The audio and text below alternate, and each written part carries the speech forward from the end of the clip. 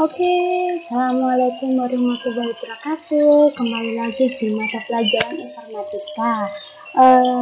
Semoga untuk semua siswa SMP 4 Sidoarjo tetap sehat dan tetap semangat meskipun belajar dari rumah.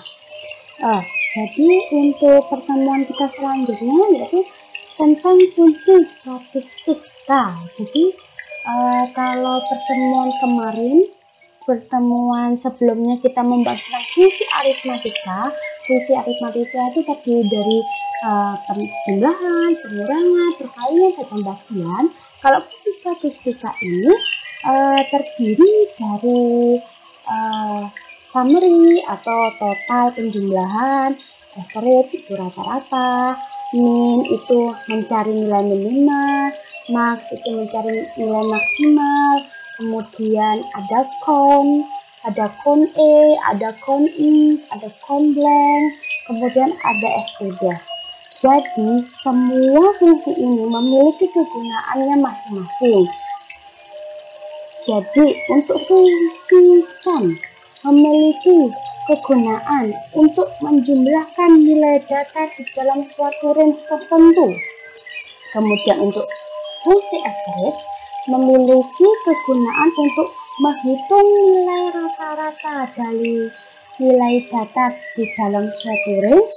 Kemudian untuk min itu digunakan untuk menentukan nilai data terkecil atau terendah dari sebuah kumpulan data atau sebuah range data. Kemudian kalau max ini digunakan untuk menentukan nilai terbesar atau tertinggi dari suatu data tersebut. Jadi kalau max sama min fungsinya sama, cuma bedanya menentukan maksimal atau tertinggi dan minimal atau terendah. Kemudian kalau count ini digunakan untuk menghitung jumlah banyaknya data, baik data numerik atau data angka yang ada di dalam sebuah range. Kemudian kalau count if digunakan untuk menghitung jumlah sel-sel yang berisi data angka atau numerik dan huruf. Kemudian count if digunakan untuk menghitung jumlah sel-sel yang berisi data angka dan huruf berdasarkan kriteria yang diinginkan. Nah, count if ini biasanya digunakan untuk menentukan jumlah suatu kriteria tertentu. Contohnya, dalam suatu kelas ada 36 siswa terdiri dari siswa laki-laki dan siswa perempuan. Nah, kan biasanya ada jumlah berapa laki-laki, jumlah berapa perempuan. Nah, dan biasanya di data nilai siswa kan ada keterangan nama siswa dan jenis kelamin. Dari data siswa itu dapat diketahui laki-lakinya berapa orang, perempuannya berapa orang dengan menggunakan fungsi count if ini. Kemudian yang selanjutnya itu account blank digunakan untuk menghitung jumlah sel-sel yang tidak bernilai atau kosong. Kemudian std itu digunakan untuk menghitung nilai deviasi.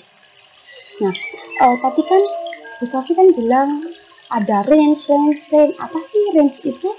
Range itu adalah sebuah gabungan dari beberapa sel atau bisa juga diartikan gabungan dari beberapa kolom dan beberapa baris yang terdapat pada Google Sheet atau Microsoft Excel. Jadi fungsi aritmatika, fungsi statistik, dan fungsi-fungsi yang lain yang akan bisa jelaskan di pertemuan selanjutnya ini bisa digunakan pada Google Sheet maupun Microsoft Excel. Nah, selanjutnya kita langsung praktek saja ya. Praktek kita menggunakan Google Sheet sama seperti yang digunakan siswa-siswa yang lainnya. Nah, di sini Google Sheet punya ada 5 orang siswa yang memiliki masing-masing nilai pada mata pelajaran IPA, mata pelajaran IPS, dan mata pelajaran PPKN seperti yang terlihat pada layar ini. Nah, dari semua data ini, Bu Sofi ingin menghitung jumlah rata-rata dari masing-masing nilai siswa. Kemudian Bu Sofi juga ingin dan kalian juga bisa nih melihat maksimal dari semua siswa ini berapa sih nilainya, minimalnya juga berapa sih. Oke, langsung aja ya.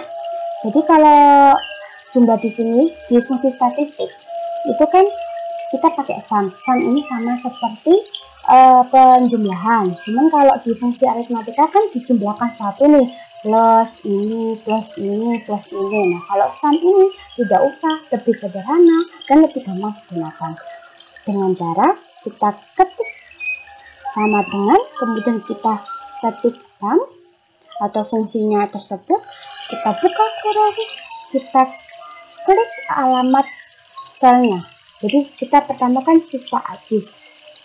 Kita siswa AJIS langsung dari kolom D ke-4, kita tarik kolomnya sampai ke F4 sampai ke mata pelajaran PPKN. Kita tutup kurungnya, kita enter. Langsung kan lebih gampang kan, tidak harus menjumlahkan satu-satu kayak sama dengan 60 ditambah 80 tambah 60 lebih cepat.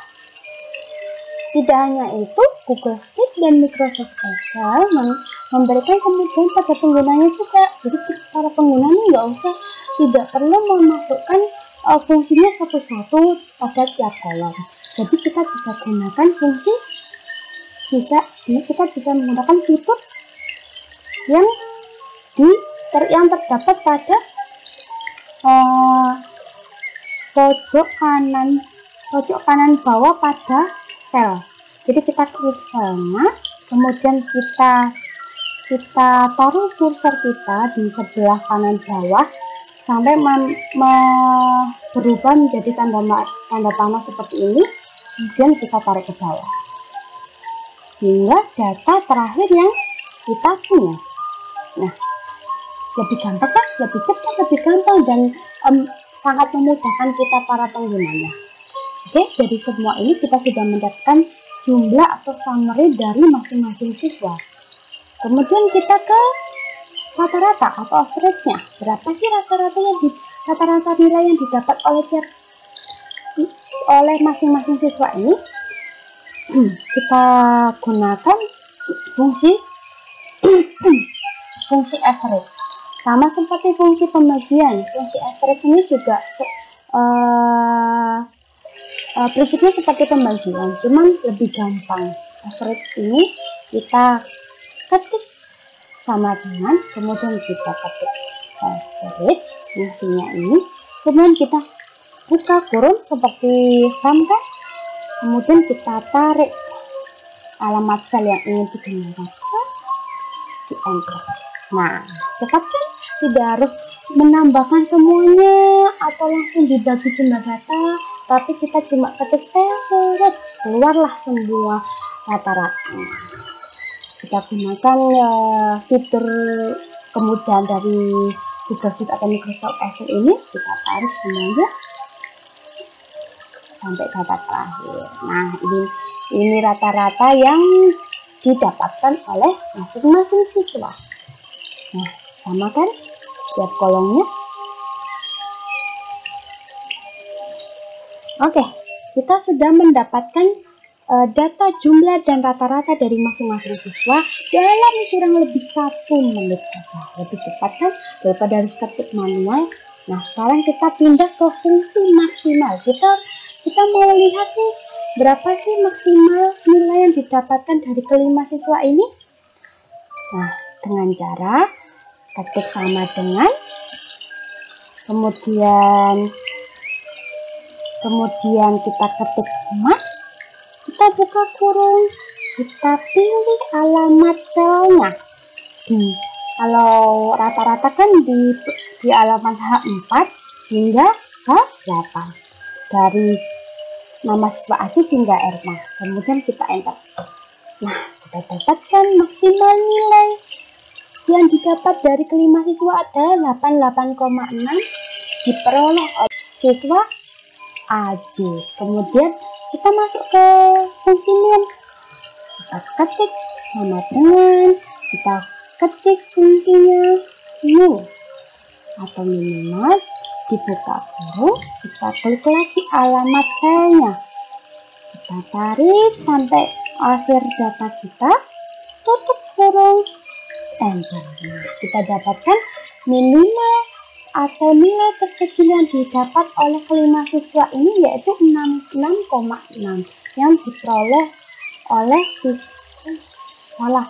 Tadi maksudnya yang maksimal itu diperoleh oleh kita dan minimal diperoleh oleh Ajis. Oke, lebih mudah kan dan lebih cepat daripada kita harus ngetik manual.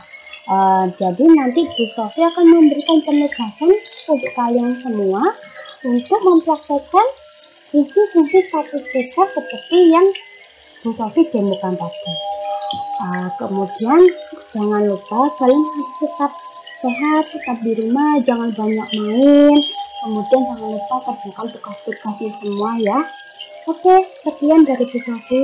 Semoga ilmunya bermanfaat dan jika ada yang belum dimengerti bisa kontak ke Bu Sofi. Wassalamualaikum warahmatullahi wabarakatuh.